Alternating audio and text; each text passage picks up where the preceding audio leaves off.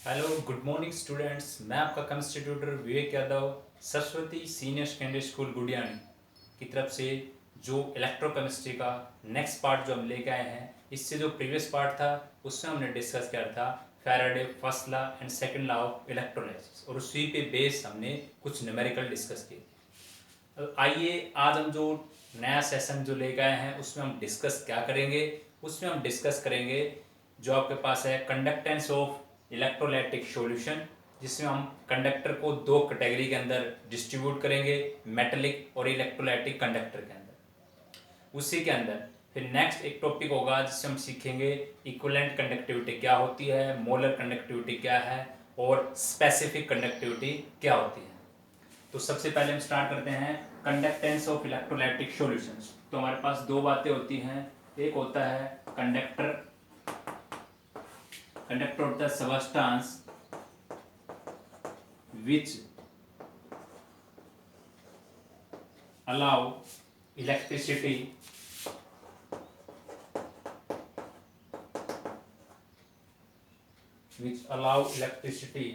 to pass through them, to pass through them is called conductor, is called a conductor। तो उसको क्या बोलते हैं आप? कंडक्टर बोलते हैं, ठीक है। और नेक्स्ट आपके पास एक है इंसुलेटर। इंसुलेटर में क्या हो जाएगा, इसमें बस थोड़ा चेंज आएगा, substance which do not allow electricity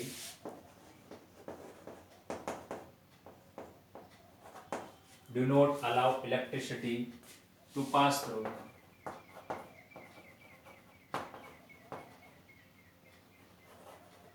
are called insulator। ये आप 9th 10th 11th क्लास में डिस्कस कर चुके हो। ये कंडक्टर जिसमें आसानी से इलेक्ट्रिसिटी पास हो जाती है तो कंडक्टर जिसमें पास नहीं होती वो क्या है, इंसुलेटर। तो उसी तरह हमने जो कंडक्टर था आपका, उस कंडक्टर को दो कैटेगरी के अंदर डिस्ट्रीब्यूट किया है। एक आपके पास है मेटेलिक कंडक्टर और एक आपके पास है इलेक्ट्रोलाइटिक कंडक्टर।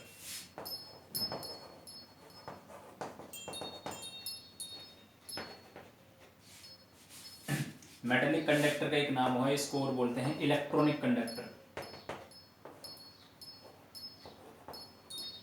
इसी तरह इसी को हम क्या बोल सकते हैं, इलेक्ट्रोलाइट भी, या एक नाम और भी हो सकता है इसका आयनिक कंडक्टेंस।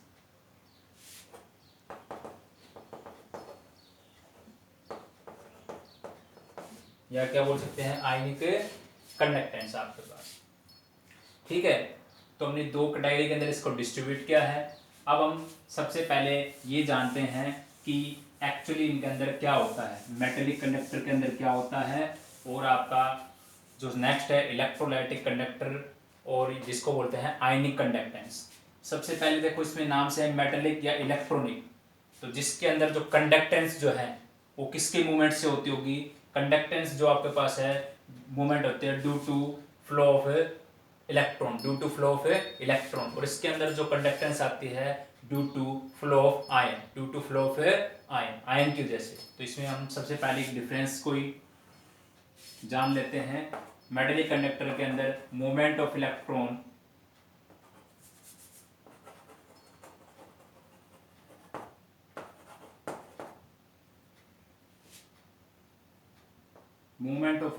which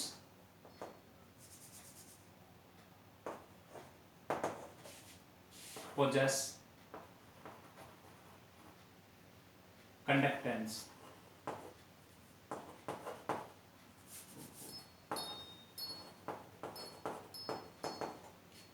इसके अंदर जब इलेक्ट्रॉन का मूवमेंट होता है उसकी वजह से क्या होता है, कंडक्टेंस आती है, और इसके अंदर क्या आएगा, movement of ion is responsible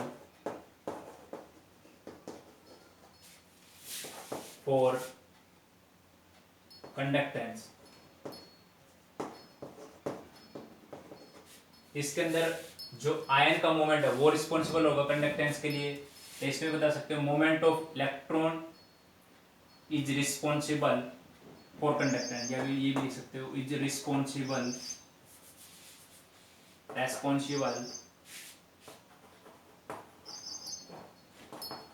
for conductance. जब इसके अंदर इलेक्ट्रॉन का मूवमेंट होगा या इसमें किसका होगा, आयन का मूवमेंट होगा, तब उसके अंदर क्या आएगी, कंडक्टेंस आएगी। सेकंड पॉइंट आपके पास इसी में आपके पास है कि जो मेटेलिक कंडक्टेंस है वो डिक्रीज होती है जब आप टेम्परेचर को इंक्रीज करते हो। तो decrease with increase temperature, decrease with increase temperature due to kernel start vibrating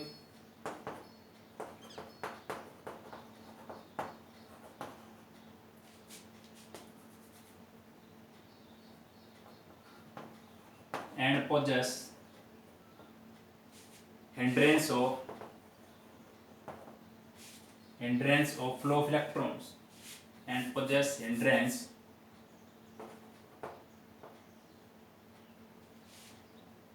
या ऐसे कर सकते हो which causes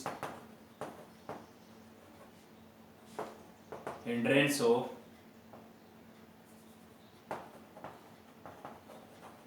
flow of electron,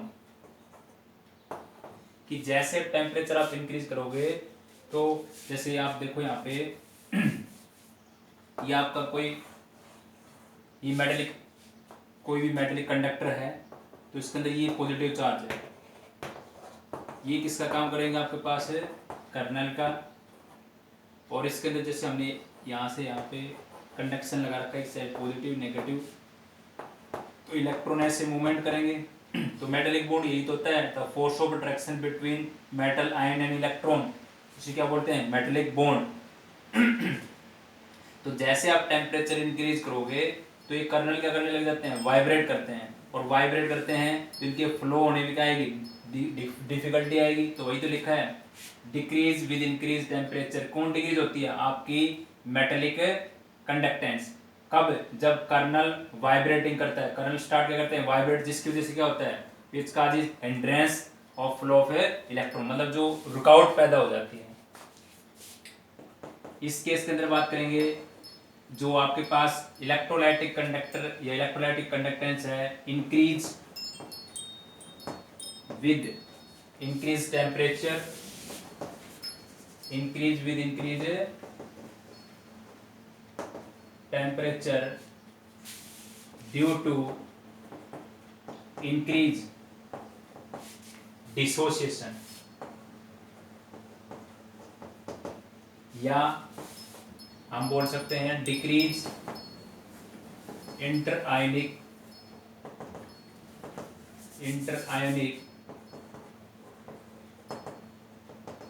attraction, inter ionic attraction, कि इस जो आपके पास इलेक्ट्रोलाइटिक कंडक्टर है इसमें जब टेम्परेचर इंक्रीज करोगे इसके साथ इंक्रीज होगी। क्यों, क्योंकि जब आप टेम्परेचर इंक्रीज करोगे तो जो भी आपने कंडक्टर लिया है वो क्या करेगा, डिसोशिएट हो जाएगा।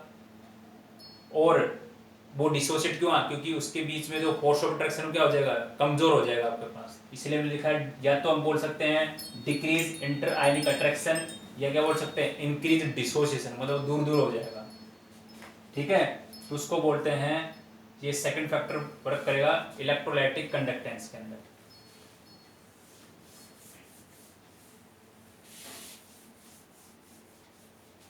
एक पॉइंट इसी में आपके पास है थर्ड, डू नॉट या does not allow the transfer of matter. इसमें कोई भी मैटर का ट्रांसफर नहीं होगा, और इसमें क्या होगा, moment of ion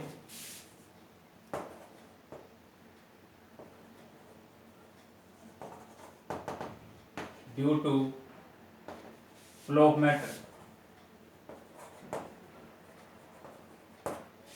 movement of ion due to flow of matter. जैसे मैटर फ्लो करेगा तब इसका क्या होगा, मूवमेंट होगा।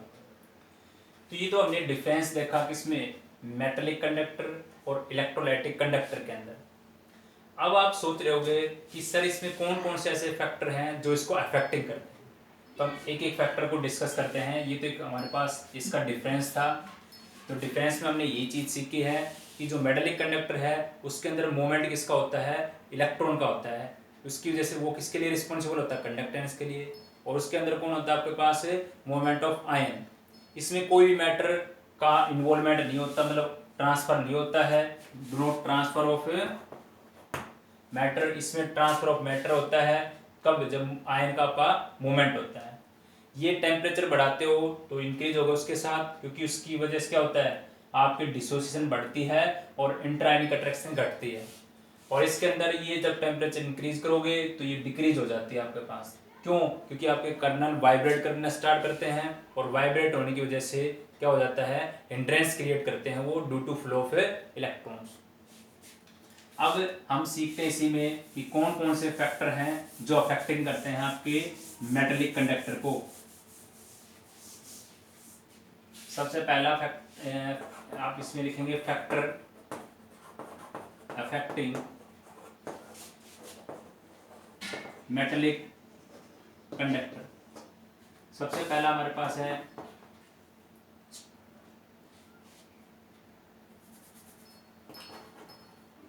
Nature of metal and its structure. कि जो भी आपने मेटल लिया उसका नेचर कैसा है और उसकी स्ट्रक्चर कैसी है।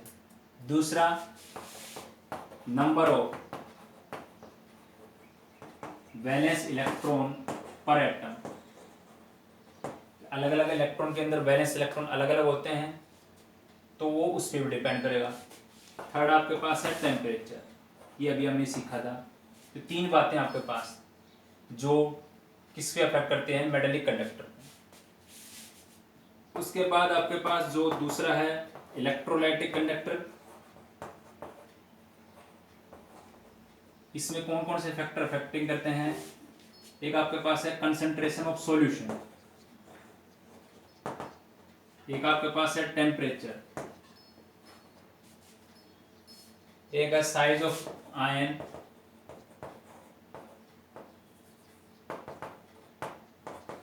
प्रोड्यूस सॉल्वेशन,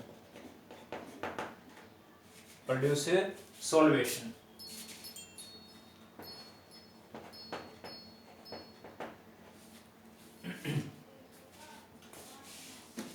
ठीक है, ये सारी चीजें हमारे पास आएंगी इसी के अंदर।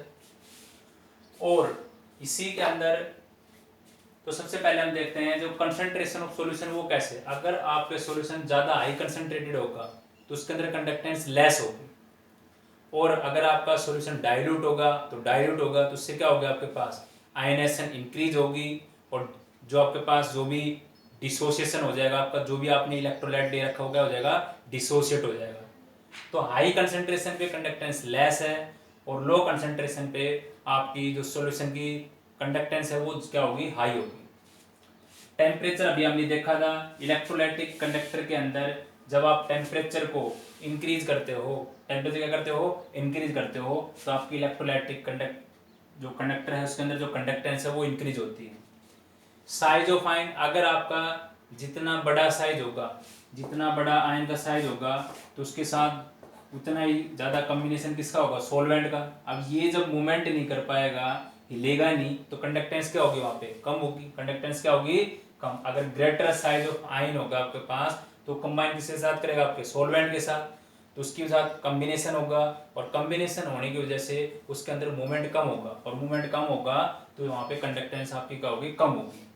ठीक है, उसके बाद नेक्स्ट हमारे पास इसी में आता है nature of solvent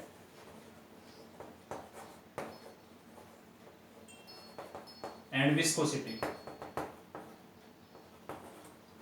nature of solvent and viscosity, भाई सॉल्वेंट जो आपने लिया वो पर्टिकुलर कैसा है आपके पास, और विस्कोसिटी मतलब अगर विस्कोसिटी हाई है तो वहां पे कंडक्टेंस क्या होगी, कम होगी। कंडक्टेंस क्या होगी, कम होगी आपके पास।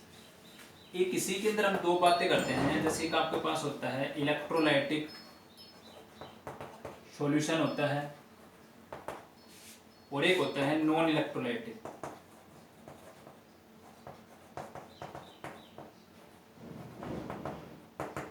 जैसे मैंने लिया इलेक्ट्रोलाइटिक में NaCl plus water, NaCl plus water, तो यहाँ पे जो मेरे पास सॉल्यूशन बना है तो इसके अंदर क्या हो जाएंगे, ये NaCl के जो आयन है वो स्प्लिट हो जाएंगे, तो कैसा बन गया, एक इलेक्ट्रोलाइटिक सॉल्यूशन बन गया।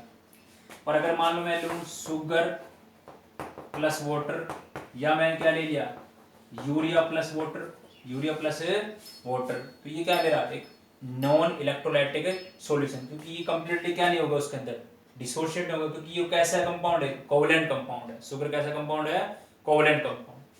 तो ये तो आपके पास है नॉन इलेक्ट्रोलाइटिक सॉल्यूशन, और ये है इलेक्ट्रोलाइटिक। जिस इलेक्ट्रोलाइटिक वो जैसे उसको वाटर में डाले तो उसके आयन एकदम स्प्लिट हो जाए, और जिसमें स्प्लिट ना हो वो कौन सा आपके पास है, नॉन इलेक्ट्रोलाइटिक सॉल्यूशन। मतलब इसके कंपैरिजन कम स्प्लिट होंगे, होंगे तो थोड़ी स्प्लिट, पर इसके कंपैरिजन क्या होंगे, कम होंगे।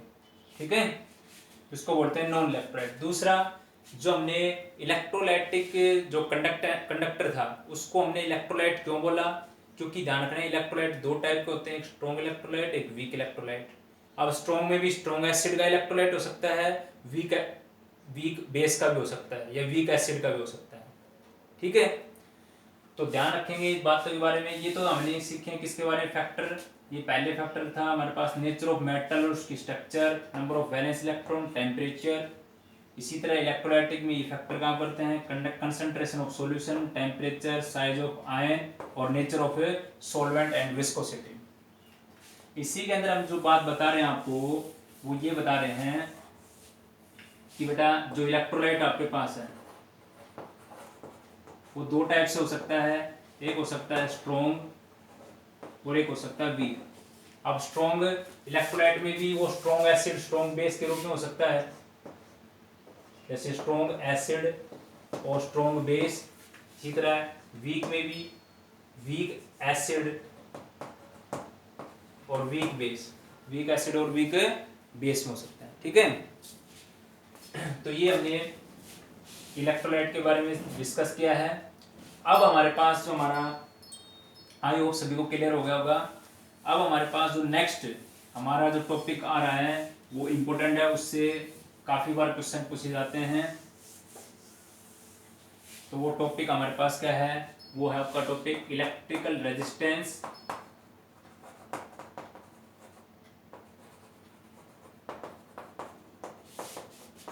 And conductance.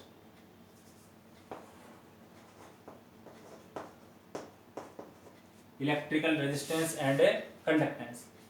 ध्यान रखेंगे बेटा, इलेक्ट्रिकल रेजिस्टेंस, जब भी हम रेजिस्टेंस के बारे में बात करते हैं तो मान लो आपके पास कोई भी पर्टिकुलर कंडक्टर है, उसमें आप V वोल्टेज अप्लाई करते हो, तब उसके अंदर I करंट फ्लो करता है, तो जो रेजिस्टेंस आपके पास आएगा वो क्या होता है, V अपॉन में I, V अपॉन में I।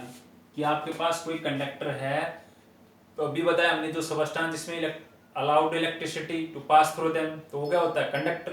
तो उसमें मैंने क्या किया, V वोल्टेज अप्लाई की, तो उसमें I करंट फ्लो करता है। तो जो रेजिस्टेंस आया मेरे पास कंडक्टर का वो क्या होगा, V अपॉन I। तो ये इसी से तो आया है, V is equal to I R. तो R का मान क्या होगा, V अपॉन में I। यहाँ पे R कौन है, रेजिस्टेंस, V कौन है आपकी वोल्टेज है, जिसको ये वोल्टेज हो गया आपके पास, और I कौन आपका करंट है, I कौन आपका करंट है। ये किसके अकॉर्डिंग है, अकॉर्डिंग टू ओम्स लॉ। ये किसके अकॉर्डिंग है, अकॉर्डिंग टू ओम्स लॉ। कि अगर आपको रेजिस्टेंस को मेजर करना हो तो किसी कंडक्टर के अंदर V वोल्टेज अप्लाई करेंगे और उसके अंदर I करंट, तब उसके अंदर क्या होगा, फ्लो होगा, तो हम रेजिस्टेंस को फाइंड आउट कर सकते हैं। ये आप फिजिक्स में भी सीखते हो। तो इसी के अंदर हमारे पास एक पॉइंट होता है कंडक्टेंस। कंडक्टेंस को किसी बुक में G से भी लिख देता है, ठीक है, ये इसका सिंबल है G। कंडक्टेंस होता है the reciprocal of resistance.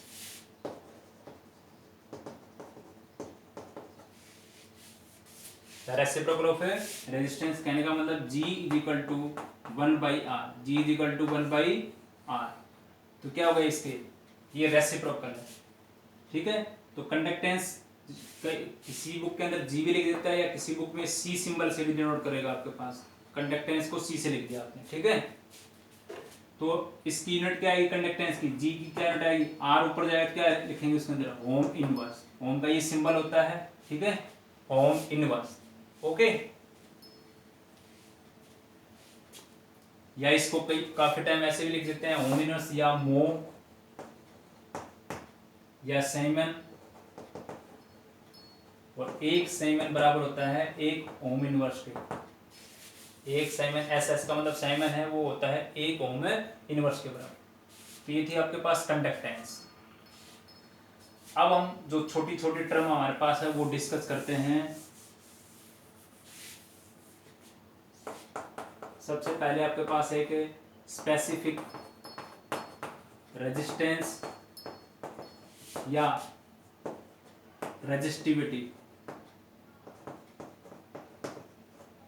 Specific resistance या रेजिस्टिविटी, इसको हम रेजिस्टिविटी को जिस सिंबल से लिखते हैं वो ऐसे रो टाइप का सिंबल है ये वाला। अभी आपने देखा कि जो भी इलेक्ट्रोलाइटिक कंडक्टर है आपके पास उसमें जो आर रेजिस्टेंस है उसको हम ऐसे लिख सकते हैं, वो डायरेक्टली प्रोपोर्शनल किसके हो सकता है, लेंथ के, और inversely proportional area of cross sectional area. A कौन है, एरिया ऑफ क्रॉस सेक्शन, और एल कौन है आपकी लेंथ, और आर कौन आपका रेजिस्टेंस है। जब इस प्रोपोर्शनलिटी के सिंबल को यहाँ से हटाते हैं बेटा तो आ जाएगा R rho L upon A, L upon में ए, और हम यहाँ पे बताते हैं आर कौन आपका रेजिस्टेंस, ये कौन आपका रेजिस्टिविटी, ये कौन आपका लेंथ, और ये कौन है एरिया ऑफ क्रॉस सेक्शन।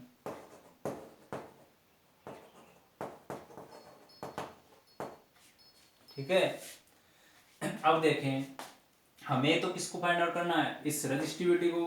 तो रेजिस्टिविटी निकालेंगे तो सारी टर्म इधर आ जाएगी, आर इंटू में ए अपॉन में एल, ए अपॉन में एल आ गया आपके पास, ठीक है। तो अगर मान लो इसकी यूनिट फाइंड आउट करनी हो तो देखो क्या आएगी, रेजिस्टेंस किससे लिखते हैं, ओम से, ये सिंबल हो गया, एरिया मीटर स्क्वायर, लेंथ किसमें होगी मीटर में, तो यहाँ पे यूनिट क्या आ गई रेजिस्टिविटी की, ओम, एक एम से कैंसिल, ओम मीटर, ओम मीटर आ गया आपके पास, ठीक है। और एक कंडीशन ध्यान रखेंगे कि भाई ये जो रेजिस्टिविटी है वो आपकी रेजिस्टेंस के बराबर कब हो सकती है, ये जो रेजिस्टिविटी है वो रेजिस्टेंस के बराबर कब होगी, जब मेरे पास जो आपके पास है कि भाई कोई रेजिस्टेंस ऑफ कंडक्टर में लूँ जिसमें अंदर मेरे पास क्या हो 1 मीटर स्क्वायर, तो आपके पास एरिया ऑफ क्रॉस सेक्शन हो, और एक ही मीटर क्या हो लेंथ हो आपके पास, एक ही मीटर क्या हो आपके पास है लेंथ हो, या आप बोल सकते हो 1 centimetre square area of cross section, area of cross section हो, और 1 सेंटीमीटर क्या हो आपके पास है लेंथ हो आपके पास। तो अगर मैं ए की वैल्यू भी क्या ले लूँ 1 और एल की वैल्यू क्या ले लें 1, तो रो किसके बराबर आ जाएगी, आर के बराबर, रो किसके बराबर आ जाएगा आर, मतलब ये जो रेजिस्टेंस है वो किसकी इक्वल हो जाएगा, रेजिस्टिविटी किसके इक्वल होगी, रेजिस्टेंस के बराबर, ठीक है। तो ये चीज ध्यान रखेंगे इसके अंदर। तो इसको बता सकते हैं कि रेजिस्टिविटी की डेफिनेशन क्या होगी, resistivity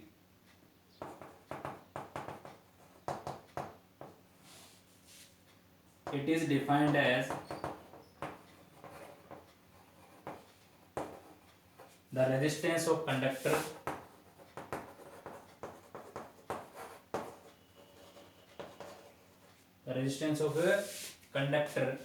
whose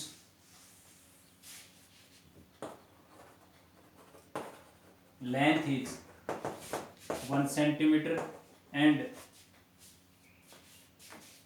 area of cross section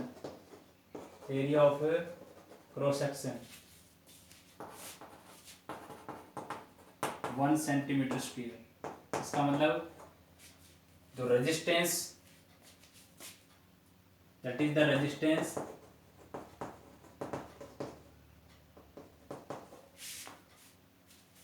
of 1 centimeter cube, 1 cm³ of the conductor. कि अगर आप इस ए जो एरिया ऑफ क्रॉस सेक्शन इसकी वैल्यू भी 1 ले लेते हो, इसकी और लेंथ की वैल्यू 1 लोगे, तो ये किसके इक्वल हो जाएगा, ये जो आपका रेजिस्टिविटी वो किसके इक्वल हो जाएगी, रेजिस्टेंस के बराबर हो जाएगी। तो वही हमने बताया है, इट इज डिफाइंड है the resistance of a conductor, जिसमें हम लेंथ क्या ले लें 1 सेंटीमीटर और एरिया ऑफ क्रॉस सेक्शन क्या लेंगे 1 सेंटीमीटर स्क्वायर। तो इसका मतलब जो रेजिस्टेंस है वो क्या आएगा आपके पास 1 centimetre cube, 1 centimetre cube of the conductor. तो ये तो था हमारे पास रेजिस्टिविटी, पहली टर्म जो थी। उसके बाद नेक्स्ट आता है हमारे पास कंडक्टिविटी या specific conductivity.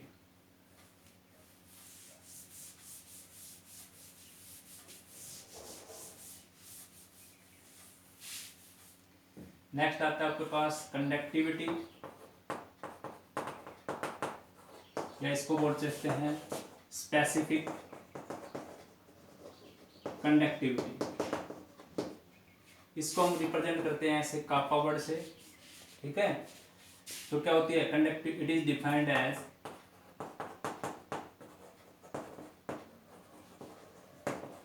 The reciprocal of resistivity.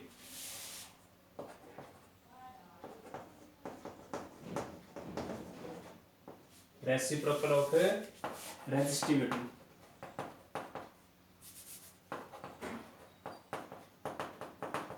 तो हम इसको ऐसे लिखेंगे, कापा हो गया।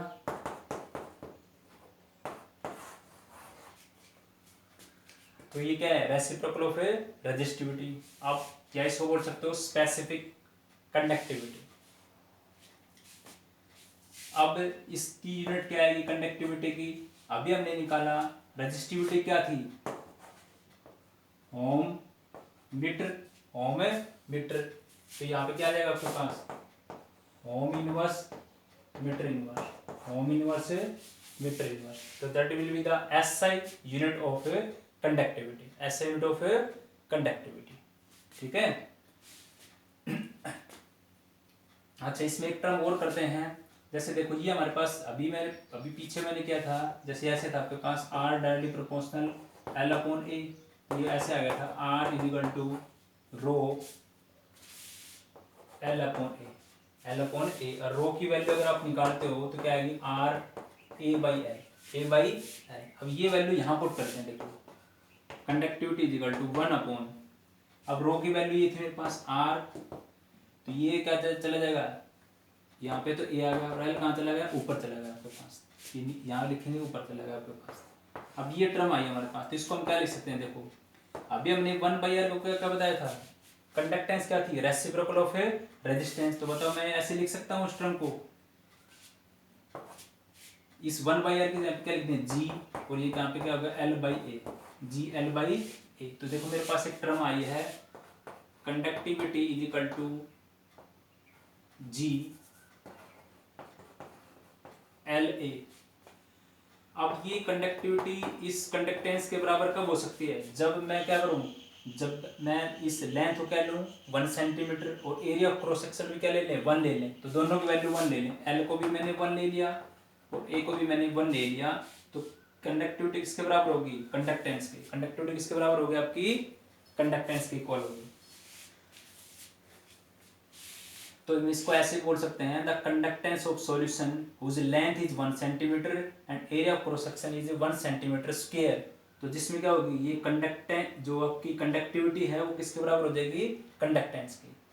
कि अगर हमें कंडक्टेंस ऑफ सॉल्यूशन बताना हो तो लेंथ क्या हो 1 सेंटीमीटर हो, उस length is 1 centimetre and area of cross section is 1 centimetre square. तो ये कंडक्टिविटी किसके बराबर हो जाएगी कंडक्टेंस के बराबर होगी। इसको ध्यान रखेंगे, एक टर्म आगे जरूर हमें पॉइंट की जरूरत पड़ेगी इसके अंदर। तो ये थी आपकी कंडक्टिविटी या स्पेसिफिक कंडक्टेंस।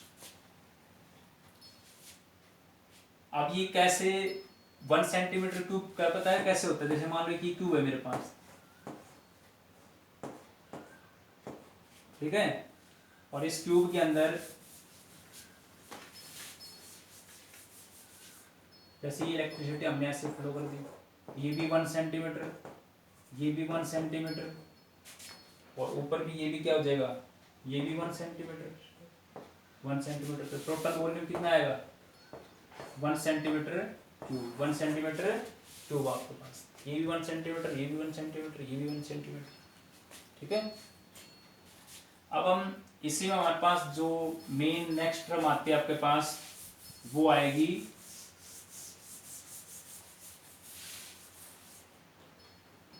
दो टर्म आपके पास, एक है लैम्डा करके ऐसे है, एक लैम्डा करके ये है। इसका मतलब है मोलर कंडक्टिविटी और इसका मतलब है इक्विवेलेंट कंडक्टिविटी, इक्विवेलेंट कंडक्टिविटी, और इसका मतलब है मोलर कंडक्टिविटी। इस पे बेस न्यूमेरिकल भी करते हैं हम। अब जो इक्विवेलेंट कंडक्टिविटी है, सबसे पहले हम इसी को डिफाइन करते हैं। Equivalent conductivity, the conductance of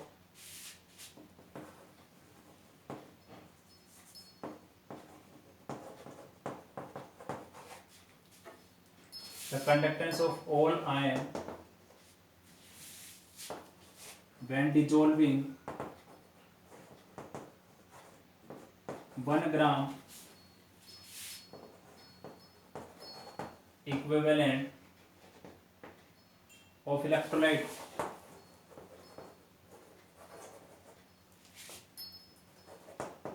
given in a solution.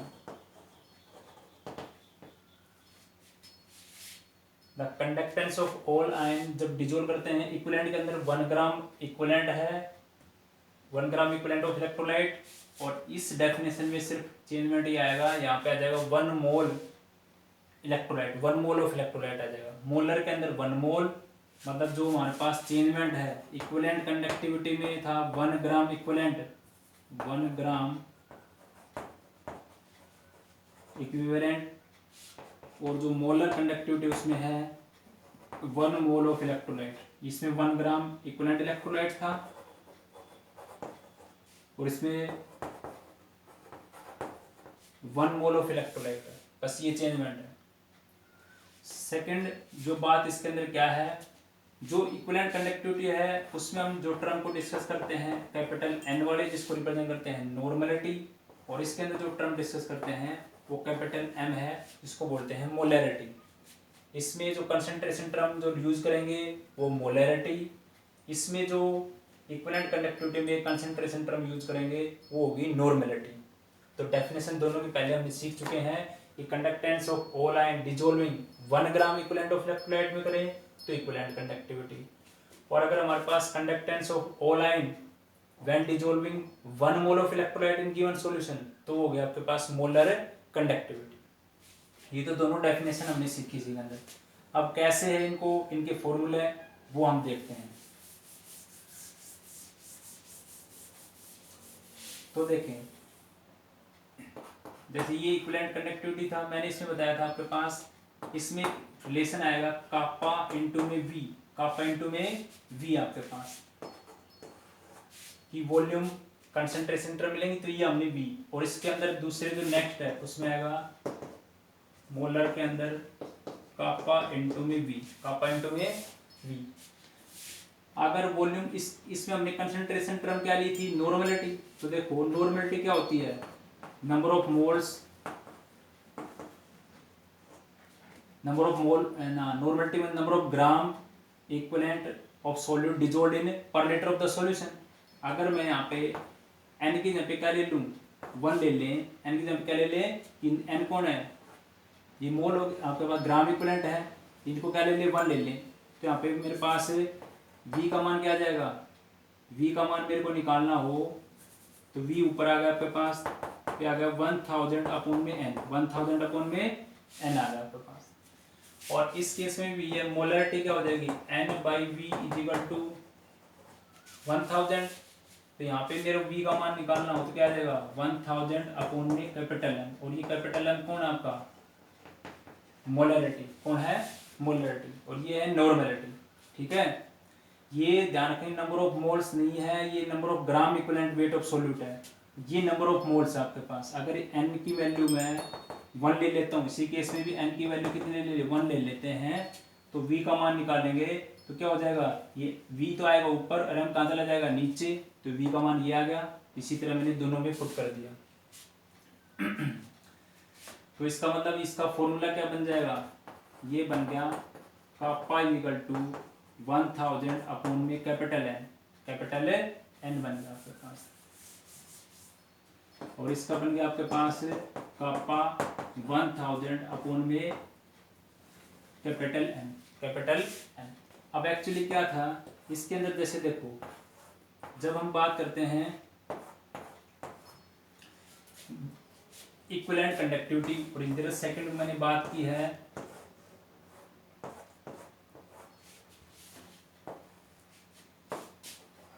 ये हमने, क्योंकि हम इसमें फाइंड आउट करना चाह रहे हैं कंडक्टेंस को, किसको फाइंड आउट करना चाह रहे हैं, कंडक्टेंस को। तो दो इलेक्ट्रोड को हमने एक पॉजिटिव टर्मिनल और एक नेगेटिव टर्मिनल से अटैच कर रखी है, ठीक है, और इनके बीच में 1 सेंटीमीटर डिस्टेंस अपार्ट है, दो इलेक्ट्रोड लार्ज डिस्टेंस उसके बीच में। अब हम क्या करते हैं, इस जो इक्विवेलेंट कंडक्टिविटी में कंसंट्रेशन टर्म क्या ली थी मैंने, नॉर्मलिटी। कौन ली थी मैंने, नॉर्मलिटी। और इसमें भी सेम वही है, 1 सेंटीमीटर डिस्टेंस अपार्ट है इलेक्ट्रोड के बीच में, और इसमें कंसंट्रेशन टर्म हम लेते हैं मोलैरिटी। क्या लेते हैं, मोलैरिटी। उसके बाद इस जो क्यूब का वॉल्यूम क्या है, 20 सेंटीमीटर क्यूब, इसमें इस क्यूब का वॉल्यूम क्या है, 20 सेंटीमीटर क्यूब आपके पास, ठीक है। अब जो ये टर्म आई आपके पास, जो मैंने लिखवा equivalent conductivity kappa into V, kappa into में वी, तो ये कैसे आई है, ये कैसे आई है वो हम देखते हैं। पहले दोनों डायग्राम हमने देख ली, ये आपके पास किसका हो गया, इक्विवेलेंट का, वो हो गया मोलर कंडक्टिविटी का। अब देखें, देखो जो ऊपर वाली टर्म है वो कैसे आई हमारे पास। अगर मैं देखो बताऊं आपको, जैसे यहाँ पे हम बोलेंगे, क्योंकि ये जो टर्म थी मेरे पास कंसंट्रेशन की टर्म थी, तो अगर आपके पास मैं 1 सेंटीमीटर क्यूब की बात करता हूं, क्योंकि ये तो पूरा वॉल्यूम हो गया, अगर 1 सेंटीमीटर क्यूब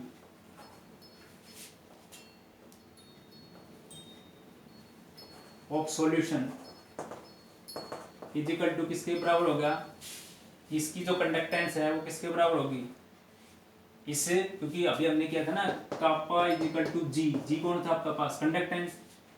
तो 1 सेंटीमीटर क्यूब सॉल्यूशन के लिए कंडक्टिविटी होगी के, और 20 सेंटीमीटर क्यूब के लिए क्या होगी, कापा इंटू में वी, कापा इंटू में वी होगी। अगर मेरे पास 1 सेंटीमीटर सॉल्यूशन के लिए जो हमारे पास कंडक्टिविटी क्या है, के है, कापा है, तो v के लिए क्या होगी, kappa into we, kappa into में v। फिर मैंने क्या है, इस v का मान पुट किया है, v का मान कैसे पुट किया, अकॉर्डिंग टू नॉर्मलिटी, और इसमें अकॉर्डिंग टू मोलैरिटी, ठीक है। तो हमने पुट कर दिया, तो इससे ये टर्म आते हैं आपके पास ये। अब यहाँ पे देखो इसके अंदर अब इसकी यूनिट काफी बार एग्जाम के अंदर यूनिट पूछी जाती है, तो देखो इसकी यूनिट कैसे निकालें। कापा का अभी आपने देखा ओम इनवर्स, या इसके अंदर अभी हम जैसे मीटर में या सेंटीमीटर में ले सकते हैं, सेंटीमीटर इनवर्स।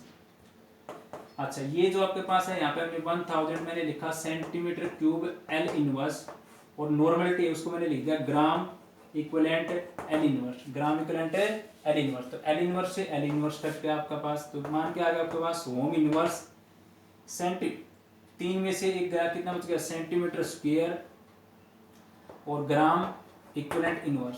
तो ये तो आपके पास किसकी यूनिट आ गई, आपकी इक्विवेलेंट कंडक्टिविटी की, इक्विवेलेंट कंडक्टिविटी की।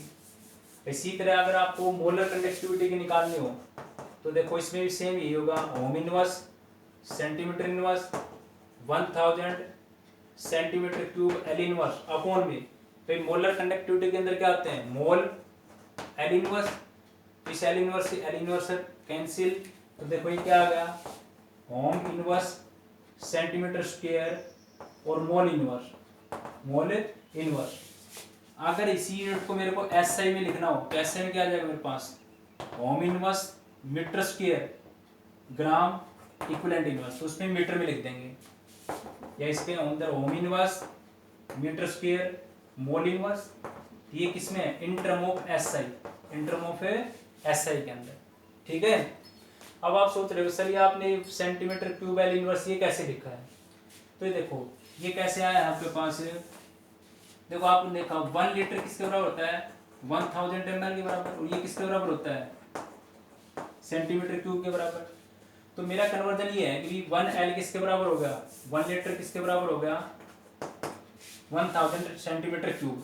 अब मेरे को तो क्या चाहिए, 1 के लिए चाहिए ना, ये किसके लिए चाहिए, 1